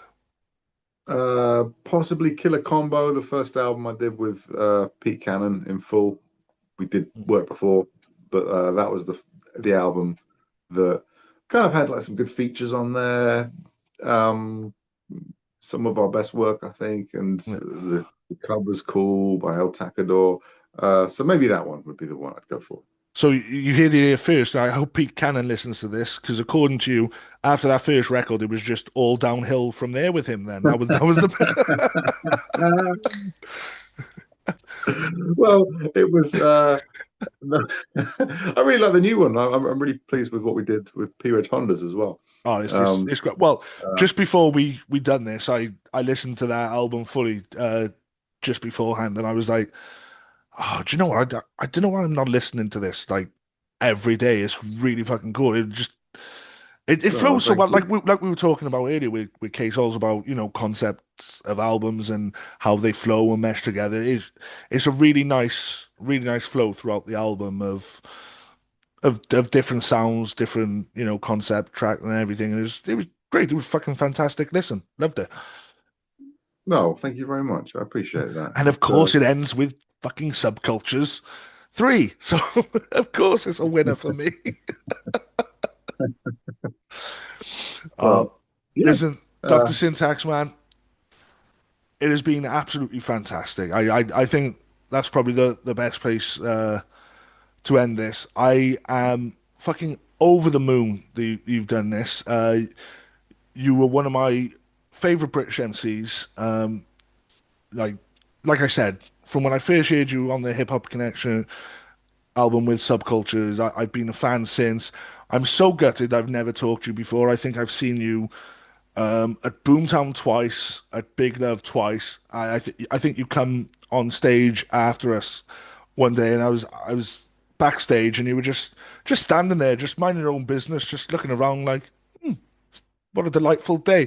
And I'm like, Syntax, I'm nudging people, going, it's Syntax. I don't know why that I was so scared to talk. Like, I went to go in, like I said, almost got punched out by some guy by the colony, just drunk. No, I've had R.A. the Rugged Man call me a jerk off, which was fun. Um, I interviewed Blade, and he said he's going to come set my beard alight. So whoa, big yeah, no, reaction. it was all fun, but like I've met him 2 or 3 times in person. I think the next time he will have a lighter with him. Shout outs to Blade. But you, like I said, like I find you so accessible with your music, your concept, your lyrics and stuff like that. You seem like a rapper who shouldn't be a rapper, who is just such a fucking great rapper. I don't, can I say I'll rapper take that. more in a sentence? I don't know. Maybe I can. But That's my next business card. I like that. I'm going for yeah, that. all right. Yeah, we're your autobiography with a forward by Dick Dastardly, just mumbling shit for about a page or two. Uh, but yeah, honestly, it's been a fucking since we started doing the show. K-Saulz has said, "Oh yeah, I met Doctor Syntax once with a story about how he met you as you were leaving the house. He was like, yeah, Mm. yeah, I know the guy who's living with. I can get an interview with him. So from day one, I was like, when's the Syntax interview? When's the Syntax interview? He's like, yeah, yeah, it'll happen. Have you contacted him? No, fucking contact him. So we finally contacted you, and within like 2 days, sorry about yesterday, couldn't do it. Blame my mum. I will kick her in the shins. But like within 2 days of asking, you were like, "Yep, cool, I'm free now," and it was one of my favorite conversations that I've had with another MC, with an interviewee. I just gotta say thank you so much for it, and everybody listening. Yes, yes, I am dick riding right now. Fuck you. I'm allowed to. I'm the host of the show. But It's yes, your show. Dr. Syntax, Exactly. thank you Well, thank so you very much. much. I really appreciate that. And next time you can just come up and ask me if I've taken vengeance yet. And, Yeah, uh, and all of a sudden you pull out a sword and go, "Do you remember those questions you asked me? And here's my vengeance. And just take my head that was, off." It's cool. that was tricky going, but yeah, we got there. I appreciate it. It was, Amazing. Thank you. Before we go though, stuff to promote. What shows have you got coming up? What projects have you got coming up? Do you want to talk about oh, yeah, sure. you So, and your niece again as well? yeah, my track now with Nadia Dorba streaming now. I've got the album Funky Gumbo with Boyce. It's out on 15th of August. Those are And some of those tracks you've sent us already as well, haven't you? So that's right. Yeah. they will be played on this episode. Excellent. Nice. Fantastic. And also a new EP in the autumn with Pete Cannon and some shows to accompany that and promote that as well.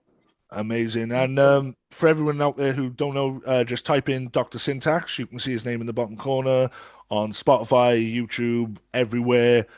I think, oh no, you can still get access to MySpace, but they don't play any of the music on there anymore, unfortunately. So, unfortunately, you're just going to have to stick with Tom as your only friend on there. Dr. Syntax will not be able to add you, unfortunately. But I got one favor to ask you though before I go. Like I said, um, almost punched out by the colony, RA, Blade. Could you just give up a little part in insult, or even if it's uh, just complete negligence of me in any way, just to end the show, just to make me I happy? And can't do that, man. That's the hardest question yet. That just makes me sad. You brought joy to my life. Yeah, yeah. You've go got on. the hat of an 8-year-old child. How about Ah, wait until you see my penis. No, no, wait. that? All right, that's it. Yep. And on that note, we'll catch you all in 2 weeks' time. Peace.